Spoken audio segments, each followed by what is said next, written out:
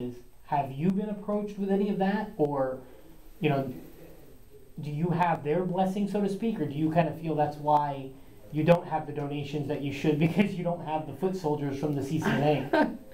Well, I kind of like Susan Chapman. As a matter of fact, she didn't have a boyfriend. I might be interested in her. But I didn't know that. No, I have not been approached. Actually, I've approached them and they've rebuffed me. And the rebuff was just, well, we don't support candidates. You know, I asked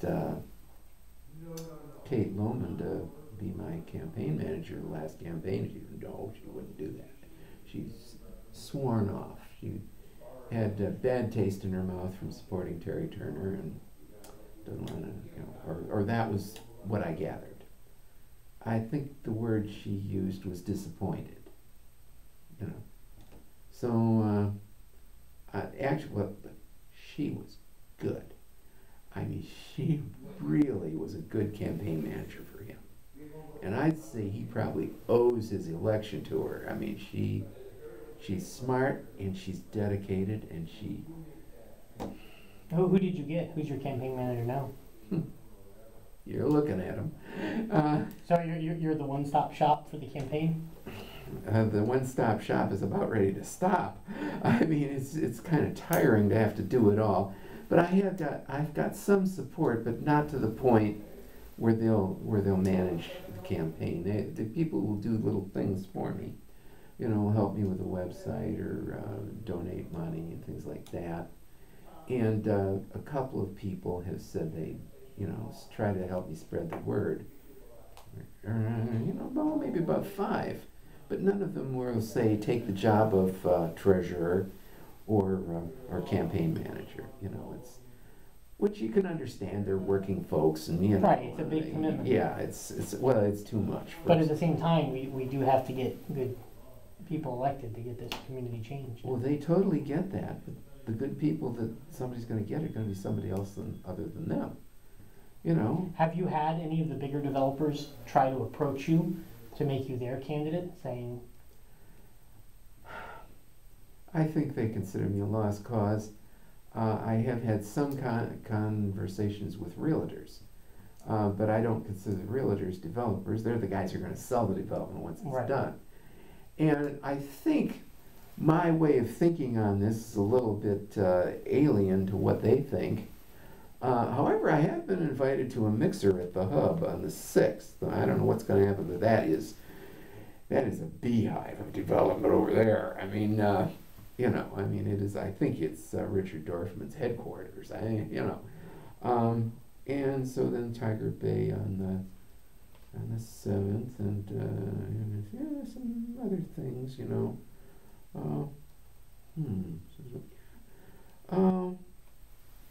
Yeah, so not too much. 11th, 12th, 13th, 14th, 15th. 15th is a little busy, and 16th. So there's some things. Well, before we wrap up, is there anything else that you want to get out to our audience? Anything that you think everybody should know about you, or just some message you want to get to them? Well, yes, I think I have to say to anybody who's still watching after an hour, you're going to pay for development out of your own pocket unless the developers pay for it. Anything that the developers don't pay, it's going to wind up on the gas tax and on the sales tax. And some of it might even wind up on the property tax. So those who approach you and say, well, your taxes are going to go up unless you support development. Well, if you support development without concurrency, your taxes will go up in many, many ways, not just the ways they're talking about. I don't know if people can grasp that or not, but that's the truth. Well, thank you for having me. No, thanks for coming on. And again, you're welcome back on anytime.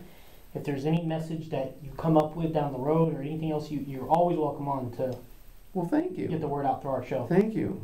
We appreciate you being here. I'll be here every other day. I really do appreciate it. Oh, we're off now? It was a pleasure, yeah. Oh, good. Okay. Well, that's, I told Susan Nylon, who is a rabid advocate of all-night music, well, those people in the condos can just move if they don't like it. Right. She's all for the benches and... Well, I told her, I says, they're welcome to listen to the music as loud as they want, as late as they want, if they put a pair of earphones on and listen to the earphones. They can't do that. I said, of course they can. We've got earphones on right now ourselves. I mean, the part to me that's ridiculous of the whole thing. I mean, I don't live in one of the condos, so and your buddy Cargiolo is right on it. I don't care either way. But my thing is when they sold these condos, everybody tries to attack these people who are in the building, like they're these rich, mean people, and half of them are the ones that are donating their time at Salvation Army. There's a lot of really good people in there. Okay, so they have money. It doesn't make them terrible human beings, And the thing is they were sold a bill of goods by the city and by the developer that you're buying a high-rise, upscale condo with a beautiful downtown. They didn't say anything about that rowdy bar downstairs. Well, what about the bar? How about homeless defecating down on the freaking? I mean, come on. I've got a good solution for that. I really do. Every place you find a pile of human stool, you put a porta potty there. Because it's obvious there's a need. Well, okay, you put the porta potty there. The merchant says, well, a porta potty. I said, well, there's a way you could not have a porta potty. You put a sign in your window saying, public restrooms inside, and welcome the public inside to use your restroom. If you want to do that, then we'll take the porta potty away. But see, the reason I disagree with that, it's like if I owned a business downtown and you told me that, we'd be having a very heated argument. Here's why. No. Here's why, though. You can have the porta potty, too. But here's why. Yeah. First of all, when these people are drunk and they're aggressively panhandling, you don't want them in your store because they chase away your business. Number two, hypodermic needles were found in the bathrooms over at the library. Yeah. Okay, they would go in there to shoot up drugs. That you want to bring that stuff into my store, and then have somebody. Now listen. It's only the people who object to the porta potty that would be asked that question. If you've got a problem with people. Oh, you mean as far as if we had a set spot to have? No. You put the porta potty where there was a problem. Well, you understand where the problems were in our stairwell when we're walking from our cars to our office. Where the problem was over behind his dumpster that he has to go out to throw his stuff out every morning over at 50. Well, they could put the porta potty there if there's a problem. In other words, if there is a problem with people finding bathrooms, and if that's the problem you're trying to address, you put a porta potty there. Then if someone objects to the porta potty, then you say, well, you could have another solution. You see what I'm saying? If the guy never said anything about the porta potty, he said, oh, well, gee, they got a porta potty now. If he never complained about the porta potty, then the porta potty would be the solution. Right, and who's going to fund the porta potty? The city. Well, how much do they cost? There's not much. In other words, I would not just go up to people and say you have to have a public bathroom. The only people who would say they'd have to have a public bathroom would be the ones who objected to the porta potty. Now, eventually, when the economy comes back, you'd replace the porta potties with public toilets. You'd have to use the kind that are in prisons, the kinds that are indestructible, because there is vandalism, things like that. But now there's vandalism of porta potties too, but porta potties are so cheap that it doesn't matter, So I know there's bad people. I think it's a multi-tier approach. You enforce it. It's like I was talking to my friend's a detective in Boca Raton. You go to his city, he laughs when he comes here. He literally would laugh. He'd look at it, he flat would say, we would not put up with this crap. He goes, this wouldn't happen in my city, period. What would they do? He goes, we would get rid of them. He goes, the homeless. He goes, we would find. Put them on a bus, send them to Sarasota. No. Not well. Yeah, maybe they did. No, what he means is, when he came, there were many of them that you'd walk up and down the street, aggressive panhandling, all that kind of stuff. You could smell weed coming from over there. This hasn't happened in a while. I'm going back when things were much worse. And he was just like, first of all, I would have cops all up and down this beat.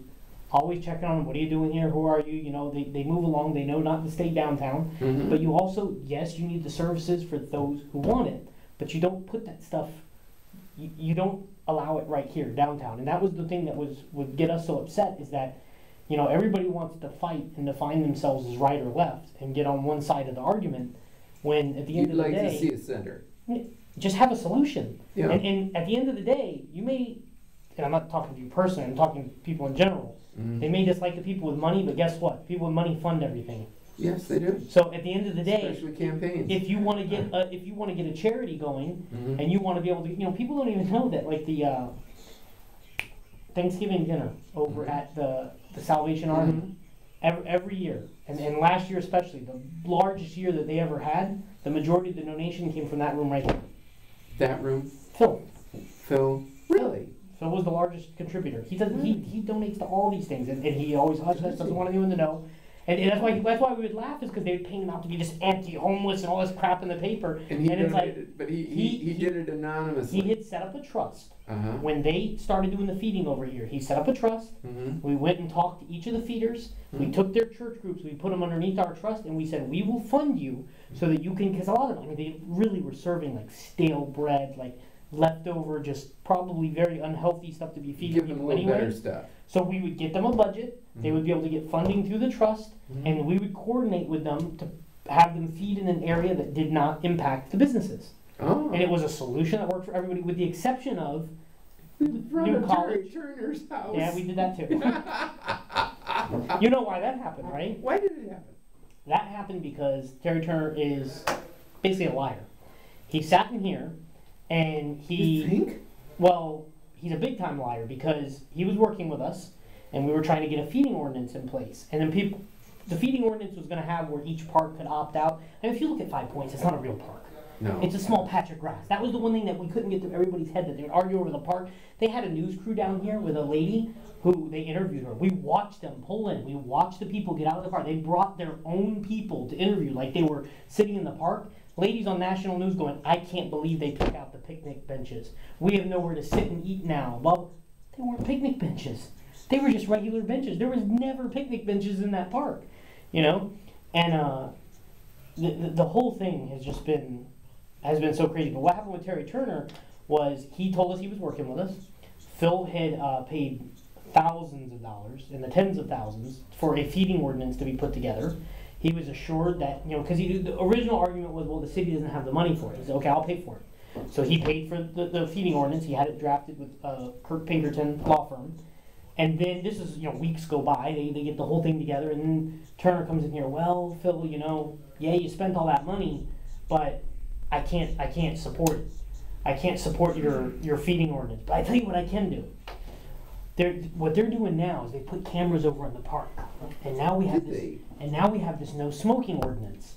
So what you can do is, if you see somebody out there who's smoking, you run over to the police station, and they'll find that person on the video, okay? And then you can mark down who that person is, and we'll find who that person is. And then the next time we see them, we can give them a citation for smoking in the park. That was his solution. So. Well, it might be some millionaire smoking in the park. It was all BS. At the end of the day, all that stuff comes down to politics. He was playing along as long as he could. Then when he found out that the group behind him, and I'm sure whoever contributes to his campaign, all that, didn't support the feeding ordinance, then he turned around and said, I told you all this, I can't support you anymore. You know, and then he ran over. That was when he joined the Suncoast Partnership to End Homelessness, because he was afraid that we were going to turn around and try to paint him as anti-homeless. So he went and joined the Suncoast Partnership back then, so that he could say, I'm on the 10-year plan. You know? And that was when they all started attacking Phil as being anti-homeless. Well, you know what I'd like to see? I'd like to see a homeless shelter. And I'd like to see something that would be effective to getting basic services But what do to you the do? insane. I agree with you. Yeah. Could not agree with you more. But here's one problem you're going to have. And believe me, the only reason I get so angry is because when I tell you I've worked closely with it, I personally have taken some of them, paid for it myself, and put them into housing, did all this stuff, and I learned the hard way what works and what doesn't. And there is a small group of them, and they will willingly tell you this, they choose that lifestyle. They don't like rules. They don't want anyone telling them what to do. They want to be free. I mean, I personally don't understand it. I don't know how you could enjoy sleeping behind a bush versus inside a place, but some of them do choose that. So for that small group, what do? I mean, when I go to the Salvation Army dinners, and I see, like, there was a young family at the last one. I mean, they couldn't have been maybe 17, 18 years old with a baby, okay? A young black couple, very well dressed, very proper, you just homeless. They need help. You got to do something. We got to figure something out. I couldn't agree more. But what do you do about these habitual offenders who, sex with minors, rape, assaults, those kinds of things, and they're not going to, these programs aren't going to work. What are you going to do? The three things that you mentioned would all make them a candidate for jail.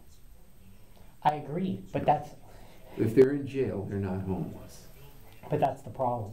That's part of the problem. The jail's half full. The part of the problem is there's room in the with jail. what's been going on right now with the police is the ACLU backs up any one of these dirt bags anytime, and I'm talking dirt bag. I'm not saying homeless. I'm not saying all the homeless. I'm talking about the habitual offenders who have ridiculous records that would do very not nice things to any of us anytime that they could. And anytime the cops do something to one of these guys, the ACLU comes running in. They paint them as the most horrible police department ever. And sure, has there been excessive force? I'm sure there has. I mean, any department's going to have some of that. But there's always, it's never that simple where it's all excessive force or it's all not. You got to look at each individual case and you say to the ACLU, shut up. No, and that's what has to happen. Well, the thing that I'm surprised about, if I was a commissioner, I would literally stand there when Barfield came in front of me and I'd go, you are a felon who has been convicted of some of the most horrendous things I've ever heard of. How can you even have the nerve to come here and speak in front of us and be taken seriously on these matters? He speaks very well. He speaks very well. He speaks very well, and his girlfriend is frickin' Morganson. Oh, they're that's his girlfriend, and so he gets to go underneath her, and the two of them are a team. And ever since they made their big score in Venice, getting money out of the city over there, they make a living doing this crap. And nobody stands up and says, enough's enough, we're not playing this game anymore. And listen, there are some, he actually has done some good. As much as I hate to say it, because somebody who does stuff like that, I had dinner with him one night where a bunch of us had gone out before I knew any of this. I was nauseous after I found out. I would have never had anything, even with Paul. One of the things I yell at Paul about, because Paul deals with him on stuff, I go, how can you sit with somebody like that? Somebody who's, this isn't like, I can understand people. I sat with him too. No, but I'm saying once you know what they do, and listen, somebody who like that, I can understand everybody makes mistakes. He served his time, didn't he? He did serve his time. He served his time, and he's sort of rehabilitated. He's had several, I'll send you the stuff, and then you can comment. Do that. Okay, you've got my email. Yeah. And then you can comment, because if you... I can comment right now, but I mean, you'll listen to me then. If you look at, what's his name? I think his first name is Bill Warner, the private investigator in Sarasota. Yeah. He's always on national TV and stuff like that. He's local here. He ran a whole great thing on him on his website, and I'll send you that, and it will tell you anything and everything that you need to know. Oh. And you will be very shocked. Oh my. If you actually spend the time and read what took place, especially when it pertains to the judge and what he tried to do with this judge. Tried to do something with the judge. You will. Well, did he draw any time on that? Yeah, he's been to prison twice. He's been to prison. Okay, so with all the stuff he's done, he's been to prison twice. Yes, he's been to prison twice. That's correct. Oh well, okay. And he was actually in the papers because when he was in jail, he became like a jailhouse lawyer, and he became a big pain in the butt for them, like for the system. So they let him go because he was such an asshole. So there was all these articles of him in Orlando and all that kind of stuff. And like I said, he's actually done some things that have been good. He really has. There have been some things where I wanted to give him credit for it, but at the end of the day, I feel a lot of the things that they're sticking up for, I can understand if you think that it's a personal rights thing. I get that. Urinating in the bushes? But a lot of times, what they're doing is they're just trying to get a paycheck out of the city. They get a settlement, they get their fee, and they are making a business out of that stuff. Well, the alternative would be to fight them, and there's a cost to that, too. Well, yeah, but you have to determine, okay, The simple way to look at it is to say, okay, I give them 130,000, which is what this last settlement was, and it was either 120, 130. I give them the 130 and it's done. I go to court, it may cost me 200, and I may lose, and it may cost me more. So you would say the prudent decision is to just give them the 130 and be done with it and cut my losses. Trouble of it is they're there every week. Not that. What about the loss to the city? Yeah. What about the loss to road, the loss to the businesses down here? I see. Well, what do you do then? Well, yeah, but if you go to court with them, you don't get anything for the city or for the businesses.